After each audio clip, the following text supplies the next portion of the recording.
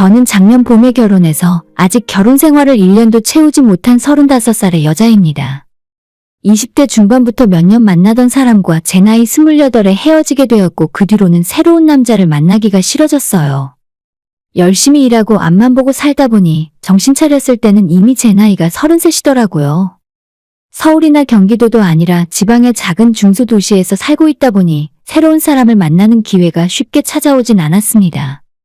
안 그래도 작은 동네에서 직원 숫자도 많지 않은 중소기업을 다니다 보니 새로운 인연은 고사하고 맨날 보는 얼굴만 보면서 살았어요. 그나마 20대 때는 소개팅 자리도 많이 들어왔었는데 30대가 되어버리니 친구들의 그런 이야기도 쏙 들어가 버렸습니다. 웬만한 애들은 이미 다 결혼해서 아이 키우느라 바쁘니까 주말에 만날 사람도 없었고 가끔 한 번씩 보는 괜찮다 싶은 남자들 역시도 거의 유부남이었죠. 어차피 이렇게 된 거 일이나 하고 돈이나 많이 모으자는 생각으로 몇 년을 살았고 그러다 보니 제 나이가 어느덧 30이 훌쩍 넘었습니다. 제가 다니는 회사가 규모가 작은 중소기업이긴 하지만 이 동네에서는 괜찮은 편이에요. 연봉도 동종업계 중에서 가장 높은 편인데 애초에 제가 사는 이 동네는 멀쩡한 회사가 별로 없긴 합니다. 흔한 대기업 계열사나 공장도 하나 없고 제일 큰 회사라고 해봐야 자동차 부품 만드는 금속 가공 공장 아니면 김치 공장 정도가 전부예요. 그렇다 보니 지금 제가 다니는 정도면 괜찮은 조건이고 나름대로 어렵게 입사한 회사라서 다시 다른 일자리 찾을 엄두도 나지 않는 상황이기 때문에 저는 죽기 살기로 버텼어요.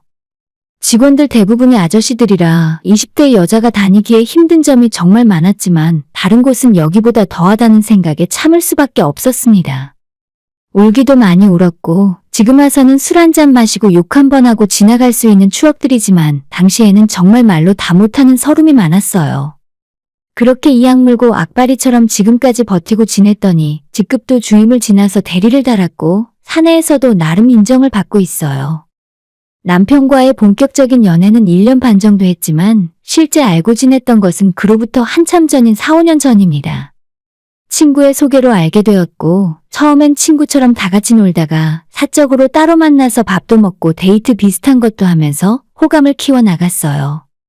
나이는 저보다 2살 어리지만 너무 애 같다는 생각이 들지 않아서 느낌이 나쁘지 않았고 무엇보다 항상 여유 있어 보이는 모습이 좋아 보였어요. 재력을 대놓고 과시하진 않았지만 평소에 걸치고 다니는 옷이나 신발이 대부분 비싼 브랜드였고 시계나 지갑도 명품을 좋아했습니다. 저를 처음 만났을 때도 외제차를 타고 있었고 얼마 지나지 않아서 새로운 차로 금방금방 바꾸기도 했습니다. 대놓고 집안에 돈이 얼마가 있다고 말을 하진 않아도 자기 집에 여유가 있다는 식으로 뉘앙스를 많이 풍겨왔어요. 연애를 1년 넘게 하다 보니 제 나이가 적지 않아서 조금 이르다 싶었지만 우리 둘 사이에 결혼 이야기가 오고 가게 되었어요. 서로의 부모님에 대해서도 알게 되고 대충 집안 상황도 알게 되었는데 두 분은 이미 어느 정도 은퇴 수순에 들어가신 것 같았어요. 몇 년 전 시골에 집을 짓고 들어가서 사시는 중인데 어머님은 일을 안 하시고 아버님만 직장 생활을 하고 계세요. 시골 한직에서 일을 하시는 공무원이라 바쁠 것도 없이 항상 여유가 있어 보였습니다. 두 분이 여행도 자주 다니시면서 시골에 있는 텃밭을 가꾸면서 사신다 하더라고요.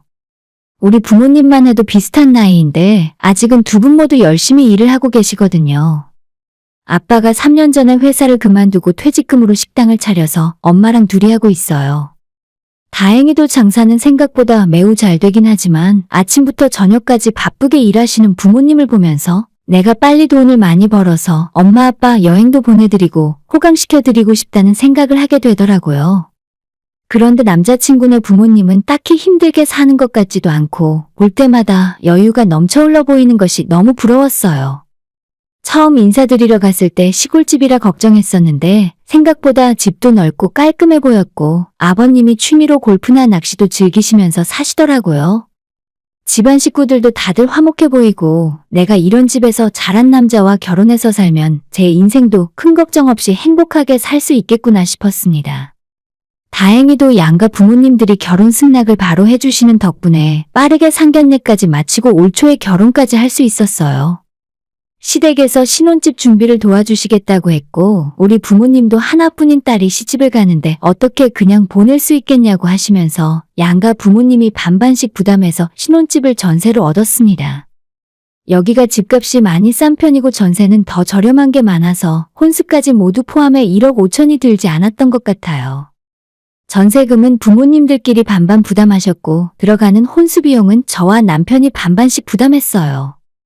아무튼 처음 시댁에 인사드리러 갔을 때부터 결혼식 올리고 남편이랑 같이 살 때까지도 저는 전혀 시댁과 남편에게서 이상한 점을 느끼지 못했어요.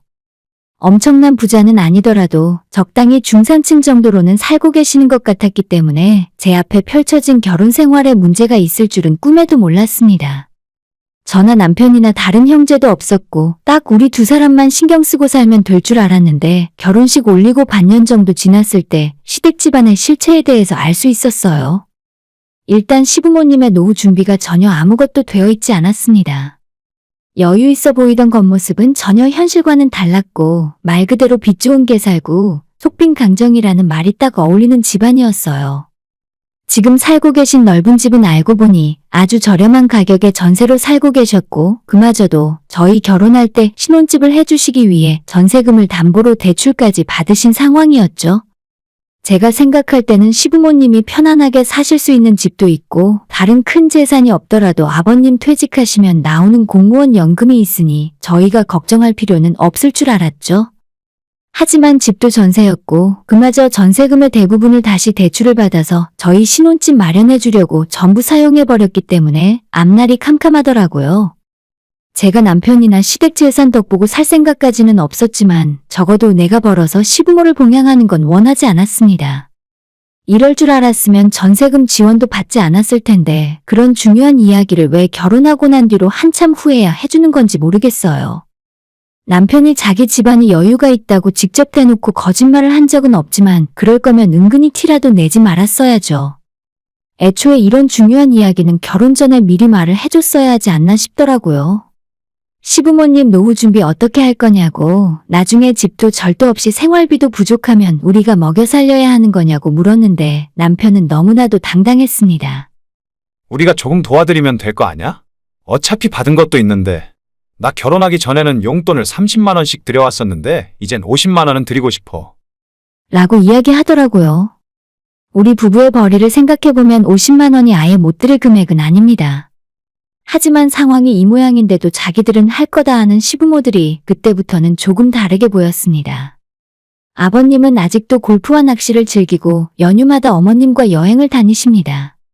남편도 외제차를 타지만 아버님도 국산차 중에서 7천만 원이 넘는 고급차를 끌고 다니세요. 공무원 연차가 꽤 쌓였기 때문에 버는 돈이 적진 않지만 매달 쓰는 씀씀이가 크기 때문에 그렇게 오래 일을 하셨지만 모아놓은 돈이 거의 없는 것 같았습니다.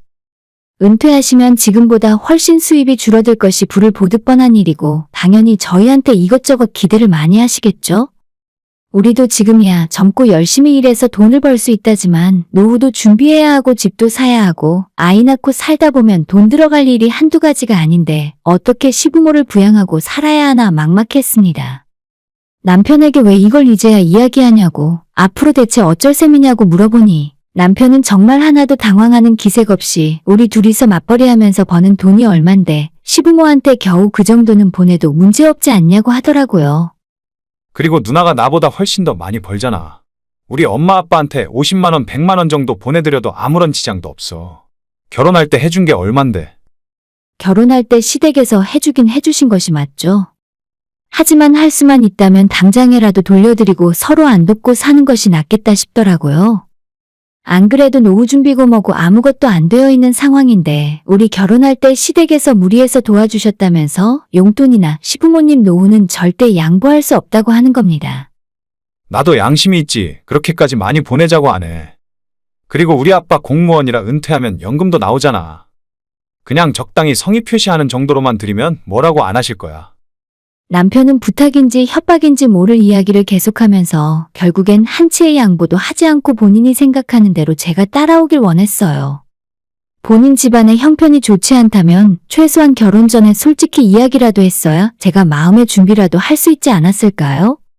그런 시댁 상황을 제 스스로 감당이 가능한지 아닌지 생각이라도 해볼 수 있었을 텐데 이제는 결혼도 했고 시간도 꽤 지났으니 내가 다 잡은 고기라고 생각하니까 이제 와서 자기 집안 사정을 다 털어놓는 꼴이 너무 웃기더라고요. 저뿐만 아니라 다른 사람들도 대부분 결혼하기 전에 서로의 수입이나 재산을 확인하면서 앞으로 인생 계획을 세우기 마련이지 않나요?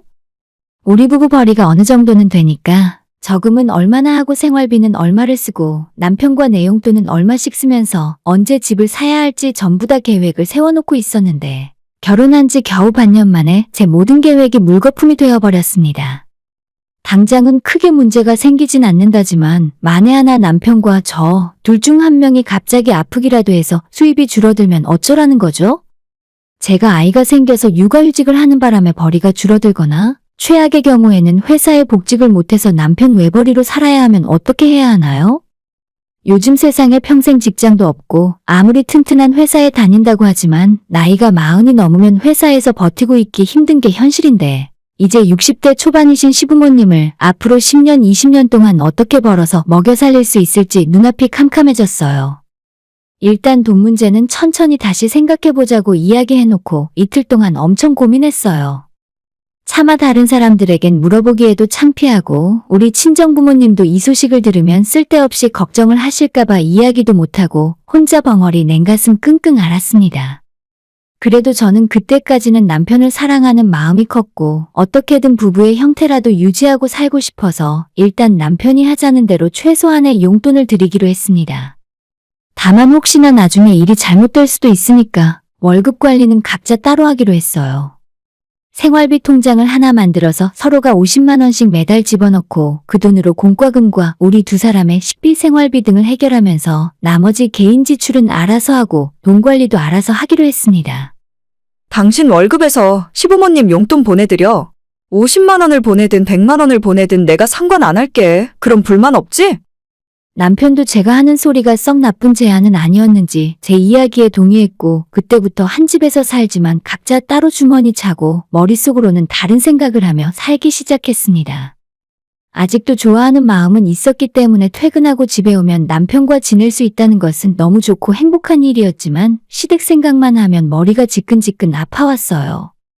아무래도 내가 괜한 짓을 했나 싶고 남의 집안의 기둥뿌리를 뽑아오는 바람에 평생 고통받고 살아야 하는 건가 별별 쓸데없는 생각을 다 하는 지경에 이르렀습니다. 남편 월급이 300만 원 정도 되었기 때문에 생활비 통장에 50만 원을 보내도 본인이 쓸 수 있는 돈이 250만 원이나 있잖아요. 그 돈으로 지금 타고 다니는 차 할부금 내고 자기 부모한테 용돈 넉넉하게 보내고 나서도 꽤나 쓸 수 있는 돈이 많이 있는 것 같았어요. 취미생활도 즐기고 친구들이랑 어울리며 술도 마시고 자기가 하고 싶은 건 다 하고 사는 느낌이었습니다. 그래도 이젠 혼자 사는 것도 아니고 따로 돈을 관리하자고 했지만 미래를 생각해야 하잖아요? 언젠가는 집도 사야 하고 아이도 낳아야 하는데 버는 돈을 족족 남김없이 써버리는 것 같아서 눈앞이 캄캄해지는 느낌이었죠.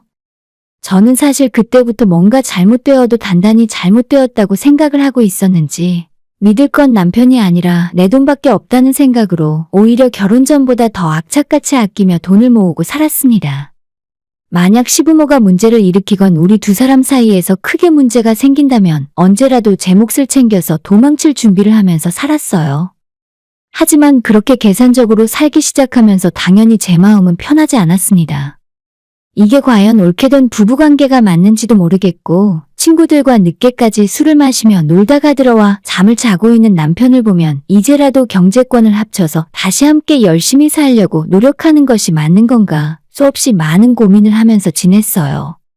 하지만 그럴 때마다 생각을 고쳐먹게 만드는 건 아버님과 남편이 골프를 치러 다니고 어머님이 백화점에서 새로 샀다며 가방 자랑을 하실 때마다 빨리 이 집안에서 탈출하지 않으면 나까지 인생이 나락으로 떨어질 수도 있겠다 싶었죠. 저렇게 돈 쓰기 좋아하고 아낄 생각이 전혀 없는데 내가 아무리 열심히 돈을 벌어온다고 해도 남편과 시부모까지 책임질 수는 없다고 생각했어요. 그렇게 몸만 같이 살지 따로 생활하는 것과 마찬가지인 신혼생활을 이어나가다가 시부모가 숨겨왔던 본색을 드러내는 일이 일어났습니다. 그때쯤 우리 지역에 새로 아파트 신규 분양이 있었고 저한테 마침 청약 통장이 있었기 때문에 한번 넣어볼까 말까 고민을 하고 있었어요. 사회생활 처음 시작할 때부터 청약 통장을 만들어서 꾸준하게 붓고 있었고 우리가 아이는 없었지만 신혼부부니까 조건이 그렇게 나쁘진 않겠다고 생각했습니다. 33평짜리라서 남편과 둘이 살기에 조금 큰 게 아닌가 싶었는데 그래도 신축 아파트에서 살고 싶은 욕심을 버릴 수가 없더라고요. 하지만 분양가가 생각보다 워낙 비싸고 전세금에 모아놓은 돈을 다 합쳐도 대출을 꽤 많이 받아야 하는 상황이라서 선뜻 손이 나가진 않았어요. 남편이랑 모델하우스까지 다녀와 보고 그런 좋은 집에 사는 모습을 상상만 하면서 나도 저런 집에서 아이 낳고 키우면서 행복하게 살아보고 싶다. 라는 생각만 막연하게 하고 있었죠. 저뿐만 아니라 남편도 집이 너무나도 마음에 들었는지 며칠 내내 새 아파트 이야기만 하더라고요. 하지만 이리저리 생각해봐도 지금 우리 형편에는 무리였고 나중에 돈 더 모아서 적당한 30평대 아파트로 이사가자고 마음을 접은 상태였습니다. 그리고 나서 며칠 후에 남편이 시부모와 저녁을 같이 먹자고 해서 시댁에 찾아갔는데 어머님이 저녁을 먹다 말고 이런 말씀을 하셨습니다. 너희 새 집 알아보고 있다면서? 나도 얘기 들었다. 그러지 말고 아예 45평짜리 아파트 같이 얻어서 너희랑 우리랑 함께 살자. 어머님이 지금 무슨 소리를 하는지 이해를 못했었는데 지금 살고 있는 전원주택 전세 기간이 거의 다 끝나가고 집주인이 계약 연장 안 해줄 테니 나가라고 하는 것 같더라고요. 우리 동네에 45평 아파트를 5억 정도면 살 수 있었는데 시부모님 재산, 우리 부부 재산을 다 합쳐서 그 집으로 들어가 함께 살자고 하시는 거였어요. 대출을 2억을 넘게 받아야 하지만 넷이 같이 열심히 갚아나가면 문제될 거 없다고 하셨습니다. 우리가 같이 살면 얼마나 좋니? 생활비도 아낄 수 있고 대출금은 우리도 같이 갚으면 되잖아. 그 집에서 졸지에 시부모를 모시고 살아야 하는 내 불편함은 누가 책임지나 싶었는데 남편이랑 시부모는 자기들끼리 신이 나서 이미 합가하기로 결정이 난 것 같은 분위기였어요. 떡줄 사람은 생각도 안 하는데 자기들끼리 김치국 퍼마시는 모습이 가관이었습니다. 그리고 아까 이야기했다시피 시댁은 전세보증금으로 대출까지 받아서 애초에 가진 재산이 얼마 되지도 않는 것 같아요. 저희 집 전세금이랑 다 합쳐봐야 큰돈도 아니고 45평 아파트를 사려면 대출을 정말 많이 받아야 하는데 매달 100만 원이 훌쩍 넘어가는 대출금은 누가 다 갚습니까? 남편은 옆에서 우리 두 사람 벌이가 얼마니까 대출금 갚고 네 사람 생활비 쓰고 나서도 돈이 여유가 있다면서 제게 침까지 튀겨가며 설명을 했고 진짜 내가 아무 말 안 하고 가만히 있으니까 나를 완전 상등신 호구로 보는구나 싶었어요. 일단 그 자리에서는 웃으면서 생각 한번 해보겠다는 식으로 이야기하고 집에 돌아오자마자 남편에게 나는 절대 너네 부모님 모시고 같이 살 생각 없다고 이야기했습니다.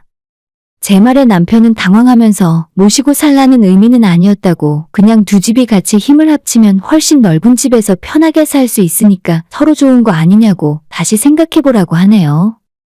그래서 남편이 하는 말대로 45평 아파트를 대출 왕창 받아서 사고 그 집에 네 사람이 들어가서 사는 모습을 한번 상상해봤어요. 남편과 시부모를 모시고 살면서 내 식구의 모든 생활비와 은퇴한 시부모의 용돈까지 제가 다 들여가면서 아파트 대출금까지 갚느라 등골이 휘어가는 제 모습이 바로 떠올랐습니다. 거기에 만약 제가 아이까지 낳는다면 남편이랑 제가 한 달에 1,000만 원씩을 벌어도 모자라겠더라고요.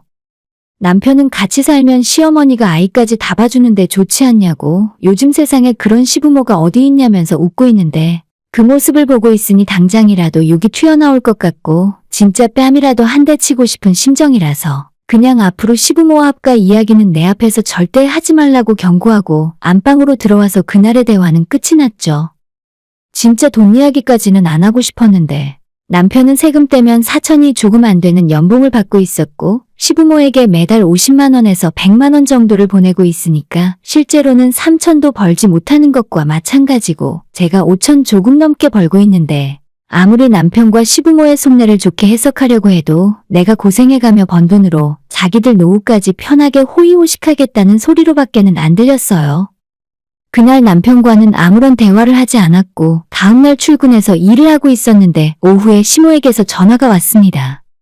퇴근하고 잠깐 시댁에 들러서 이야기 좀 하자고 하시는데 누가 봐도 어제 있었던 합가 이야기를 계속 하실 것 같아서 야근 있어서 못 간다고 그냥 할 말 있으면 지금 하시라 말씀드렸죠. 어머님은 몇 번 연거푸 한숨을 쉬시더니 너가 어제 우리랑 같이 살기 싫다고 했다면서? 얘 진짜 하나도 불편해할 거 없다. 45평이면 집이 얼마나 넓은 줄 아니?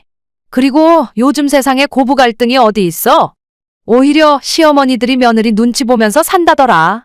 내가 진짜 잘해줄 테니까 같이 살자. 아니, 제가 우리 부모님도 아닌데 뭐하러 시부모랑 같이 살겠어요? 어머님께서 아무리 그렇게 말씀을 하셔도 같이 사는 건 좀 무리일 것 같다고 대출도 너무 많이 받아야 하고 아버님도 얼마 후면 은퇴하시는데 현실적으로 무리인 것 같다고 좋게 말씀을 드렸죠. 저는 정말 예의를 지켰다고 생각했는데 결국 어머님이 뭔가 기분이 나쁘셨는지 화를 내기 시작하셨습니다. 결국에는 돈이냐? 그래서 내가 너희들 결혼할 때 안 해줬어? 야, 나도 너한테 생활비 달란 말 안 해.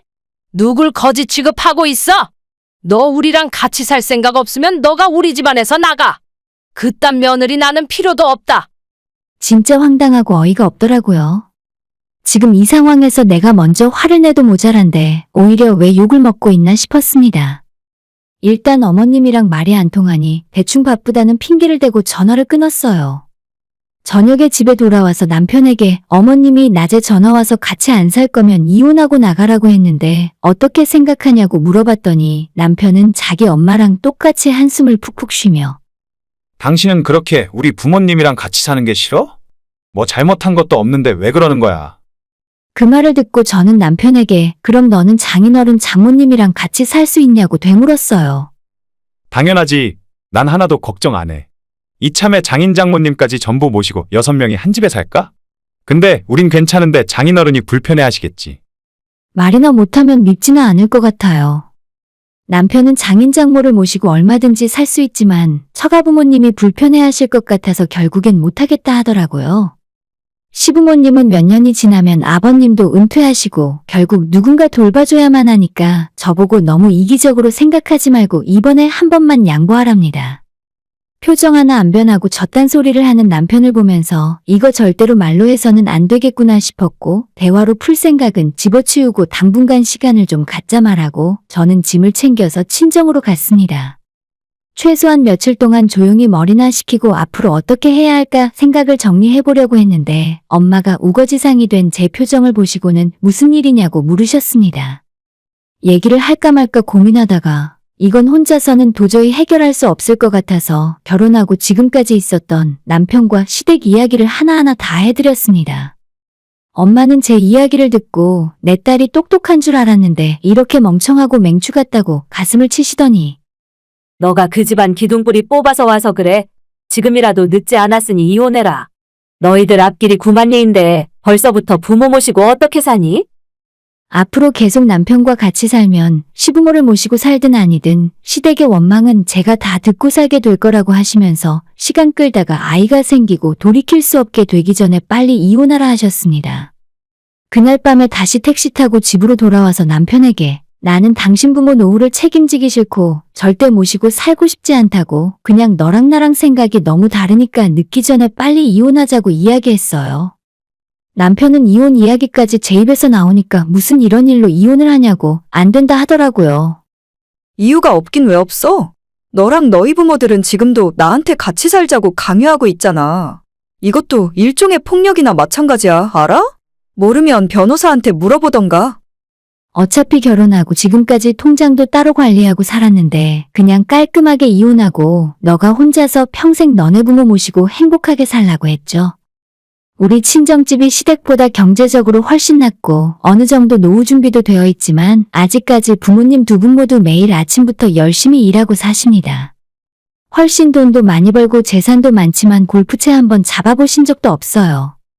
제가 본의 아니게 뽑아왔던 남의 집 기둥뿌리는 다시 제자리로 반납하고 그냥 친정부모님께 잘하고 효도하면서 살 생각입니다. 남편에게 이혼하겠다 선언하고 먼저 신혼집부터 정리했어요. 전세보증금을 반씩 나눠갖고 혼수는 각자 필요한 거 적당하게 나눠갖자고 이야기 마쳤는데 며칠 후에 시모한테서 전화가 왔습니다. 너희들 진짜 이혼하기로 했니? 아니, 이게 그렇게까지 할 일이야?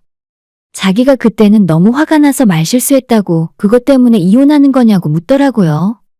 처음에는 미안하다, 그때는 어쩔 수 없었다고 사정 좀 봐달라고 하시다가 제가 단호하게 이혼할 거고 절대 생각을 바꾸지 않을 거라 말씀드렸더니 바로 본색을 드러냈습니다. 야, 웃기고 있네 진짜. 너네 부모는 안 아프고 안 늙을 것 같아?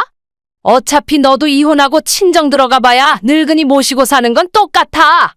너네 부모는 별다를 줄 알아? 내가 딸이 되어서 부모님을 모신다는데 시어머니가 무슨 상관이랍니까? 피도 안 섞인 시부모 모시고 사는 것보다 100배 1000배 낫지. 악을 쓰고 저주를 퍼붓는 시어머니에게 알겠다고 나는 내 부모님 모시고 살 테니까 당신들은 아들 보고 모시고 살게 하라 대답하고 전화 끊자마자 그 번호를 차단했어요. 결혼한 지 얼마 되지도 않았는데 너무 빠르게 이혼하는 건 아닌지 주변 지인들은 걱정을 하고 있지만 어차피 남편이 뒤늦게 숨겨왔던 시댁 집안 사정을 고백했을 때부터 언젠간 결국 이렇게 될 예정이었다고 저는 생각해요. 결혼하고 지금까지 제 돈으로 시부모를 먹여 살리지 않은 건 정말 다행인 것 같습니다. 그 집안 식구들이 제 돈으로 놀고 먹고 다녔다면 아마도 지금 배 아파서 잠도 안 왔을 것 같아요. 남들보다 조금 늦은 나이에 시집을 서둘러서 가다 보니 하나부터 10까지 확인을 못한 제 잘못이 크다 생각하고 앞으로는 매사에 신중하게 살아야겠다 싶습니다. 지금 생각해도 아이가 생기거나 정들어서 못 헤어지기 전에 이혼을 결정한 것이 정말 잘한 일이라는 생각이 들고 이혼하는 것이 무서워서 계속 참고 살았다가는 제 인생이 어떻게 됐을지 끔찍하기만 합니다. 오늘의 사연은 여기까지입니다. 구독과 좋아요, 알람 설정 부탁드려요. 다들 행복하시고 좋은 하루 되세요.